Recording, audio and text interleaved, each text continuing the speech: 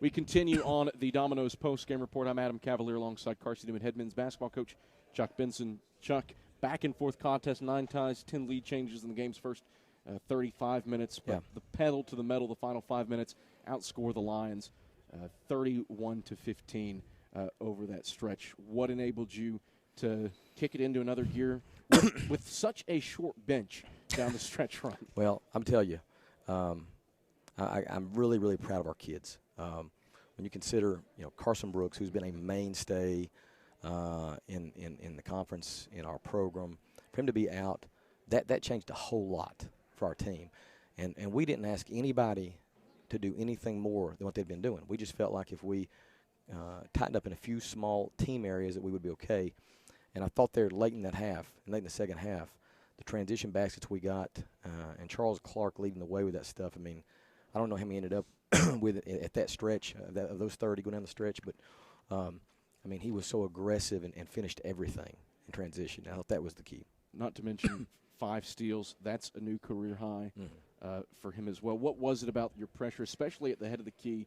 A lot of live ball turnovers, and he finished with 27 points off. Well, he's got active hands. He's got quick hands. He came out of a high school program where he was coached well in that area, and they turned people over. So he knows how to do that. And this was really such a frenetic pace that I was concerned. I was really concerned because they got seniors. They were one of the best 3-point shooting teams in the country. And again, we've talked this year, Cav, in some of these games, sometimes you can only fight fire with fire. You can't. You got to play their game. And I thought our guys did, and did it marvelously, actually. A game of superb individual efforts. Kind of go through them a couple more at a time, leading to a great team effort. Mason Bates, new career high, first time with 20 points for him. New career high with 8 rebounds. What about the job of your sophomore guard? Really stepped up, man. Really stepped up.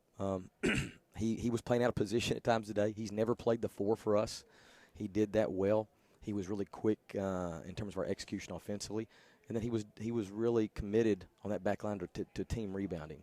And that's the reason he comes away with a career high rebound. And again, Mason's played a lot of basketball. He's a sophomore, but he's played a lot of college basketball. And so him stepping up there and putting 20 on the board finally, I'm not surprised by it at all. And he did it in a very efficient manner.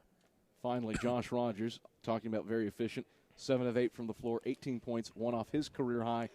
5th double-double this season, 10th of his career, also with 10 rebounds. You called him out post-game. The last time out today, he seems like he delivered. Well, I think very highly of Josh, and he knows that. And we felt like that last game we were in command and control, and from the top down, myself included. We did not do a good job there late, despite the adversity. And you could tell Raji was really, really, really determined to try to I don't even want to say redeem himself, because he always gives it, man. But I was happy for him that he put together that kind of performance, and I'm not surprised. I did make a big deal about who's going to get a double-double, and I'm not surprised it was Josh Rogers. Unreal performance by Clark, Bates, and Rogers combining for 77 points tonight. Defensively, things happen as well. Mars Hill, one of those games, and we've seen them a bunch this year, seems like even though you're contesting shots, they're taking difficult shots, just making them. Patrick Monroe, 6 of 6.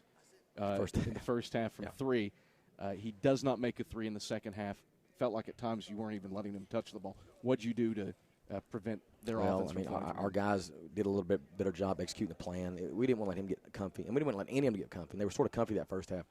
But we were hoping the percentages would catch back up to him, and we wanted to just be consistent with having a hand there in the face and trying to disrupt the flow of his shot. And I think our guys did that. Where do you go from here?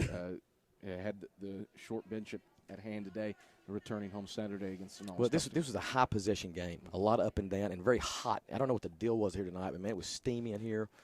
I know you're sweating bullets. I can see it all over you, and I am too, believe it or not. So we got to go home and rest and rehydrate.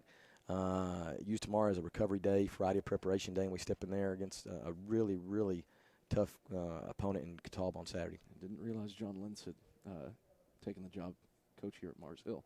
As warm as it is. Yes, good point. They turned up the heat tonight. You turned up the heat on Mars Hill. Chuck, congratulations on the victory. Thanks, Zach. Thanks, Ken. Zach. I'm thinking Zach Pangalo right now. I thought you said Adam, and that was going to be equally as strange. Chuck, thank you. Thanks, Kevin.